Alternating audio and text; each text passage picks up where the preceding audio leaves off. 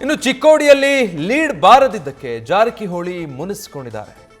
ಸವದಿಯವರತ್ತ ಬೊಟ್ಟು ಮಾಡಿದ್ದಾರೆ ಸಚಿವ ಸತೀಶ್ ಜಾರಕಿಹೊಳಿ. ಚಿಕ್ಕೋಡಿಯಲ್ಲಿ ಲೀಡ್ ಸಿಗದಿರೋ ಕಾರಣಕ್ಕೆ ಗೆಲುವು ಸಾಧಿಸಿದ್ದಾಗಿದೆ ಹೌದು, ಬಟ್ ಲೀಡ್ ಸಿಕ್ಕಲಿಲ್ಲ ಚಿಕ್ಕೋಡಿಯಿಂದ ಅಂತ ಅದಕ್ಕೆ ಸವದತ್ತಿಯತ್ತ ಸಚಿವ ಸತೀಶ್ ಜಾರಕಿಹೊಳಿ ಬೊಟ್ಟು ಮಾಡಿದ್ದಾರೆ. ಅವರ ಆರೋಪಕ್ಕೆ ಲಕ್ಷ್ಮಣ್ ಸವದಿ ಕೂಡ ಸ್ಪಷ್ಟನೆ ಕೊಟ್ಟಿದ್ದಾರೆ. ಕ್ಷೇತ್ರದಲ್ಲಿ ಕೆಲ ದೋಷಗಳಾಗಿದೆ, ಹಾಗಾಗಿ ಲೀಡ್ ಬಂದಿಲ್ಲ ಅಂತ ಹೇಳಿದ್ದಾರೆ. ಕಾಂಗ್ರೆಸ್ನಿಂದ ಚುನಾವಣಾ ನಿರ್ವಹಣೆಯೂ ಕೂಡ ಸರಿಯಾಗಿ ಆಗಿಲ್ಲ. ಈ ಕುರಿತು ಪಕ್ಷದ ವೇದಿಕೆಯಲ್ಲಿ ಚರ್ಚೆ ಮಾಡ್ತೀನಿ ಅಂತ ಅವರ ವಿರುದ್ಧ ಏನು ಆರೋಪ ಇತ್ತಲ್ಲ, ಅದಕ್ಕೆ ಸವದಿ ಒಂದು ಸ್ಪಷ್ಟನೆ ಕೊಟ್ಟಿದ್ದಾರೆ.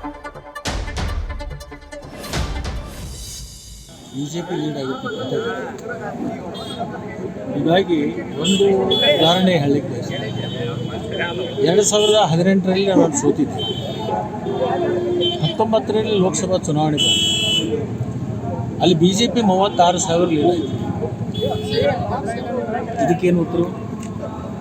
ಕೆಲವೊಂದು ಪಾರಂಪರಿಕ ಮತಗಳಿರ್ತವೆ ಕೆಲವೊಂದು ಕ್ಷೇತ್ರ. ಆ ಪಾರಂಪರಿಕ ಮತಗಳು ವ್ಯಕ್ತಿಗಳನ್ನು ನೋಡಿ, ಪಕ್ಷಗಳನ್ನು ನೋಡಿ ಕೆಲವೊಂದು ಮತಗಳನ್ನು ಹಾಕ್ತಕ್ಕಂಥ ವ್ಯವಸ್ಥೆ. ನನ್ನ ಚುನಾವಣೆಯಲ್ಲಿ 76,000 ಅಂತರದಿಂದ ನಾನು ಗೆಲ್ಲಿಸಿದ್ದೆ. ಆದರೆ ಈ ಚುನಾವಣೆಯಲ್ಲಿ ಸುಮಾರು 7,000ಕ್ಕಿಂತಲೂ ಕಡಿಮೆ ಕಾಂಗ್ರೆಸ್ಸಿನ ಮತ ಬಂದಿರ್ತದೆ. ಅದಕ್ಕೆ ಕಾರಣ ಅಂತಂದರೆ ಕೆಲವೊಂದು ದೋಷಗಳಿದೆ. ಅದನ್ನು ಪಕ್ಷದ ವೇದಿಕೆಯಲ್ಲಿ ನಾನು ಚರ್ಚೆ ಮಾಡಿ ಅದನ್ನು ಬಹಿರಂಗವಾಗಿ ಹೇಳಲಿಕ್ಕಾಗಲ್ಲ. ಚುನಾವಣಾ ನಿರ್ವಹಣೆಯಲ್ಲಿ ಅವರು ಎಡವಿರ್ತಕ್ಕಂಥದ್ದು ಕಾರಣದಿಂದ ಇದು ಆಗಿರ್ತಕ್ಕಂಥದ್ದು. ಇದನ್ನೆಲ್ಲವನ್ನು ನಾನು ಪ್ರತ್ಯಕ್ಷ ಪಕ್ಷದ ಒಂದು ಚೌಕಟ್ಟಿನಲ್ಲಿ ಅದನ್ನು ಚರ್ಚೆ ಮಾಡ್ತೀನಿ. ಸೊ ಸಚಿವ ಸತೀಶ್ ಜಾರಕಿಹೊಳಿಯವರ ಆರೋಪಕ್ಕೆ ಲಕ್ಷ್ಮಣ್ ಸವದಿ ಅವರ ಪ್ರತಿಕ್ರಿಯೆ ಇದೆ. ಈ ಹಿಂದಿನ ಉದಾಹರಣೆಗಳನ್ನು ಕೊಟ್ಟರು ಅವರು. ನಾನು ಆ ಕ್ಷೇತ್ರದಲ್ಲಿ ಸೋತಿದ್ದಾಗಲೂ ಕೂಡ ಲೋಕಸಭಾ ಚುನಾವಣೆಯಲ್ಲಿ ನನ್ನ ಕ್ಷೇತ್ರದಿಂದ 30,000ಕ್ಕೂ ಅಧಿಕ ಲೀಡ್ ಕೊಡಿಸಿದ್ದೀನಿ. ಹಾಗಿದ್ರೆ ಅದಕ್ಕೇನು ಉತ್ತರ? ಈ ಬಾರಿ ಯಾಕೆ ಹೀಗಾಗಿದೆ ಅನ್ನೋದಕ್ಕೆ ಬೇರೆಯೇ ಕಾರಣಗಳಿದೆ.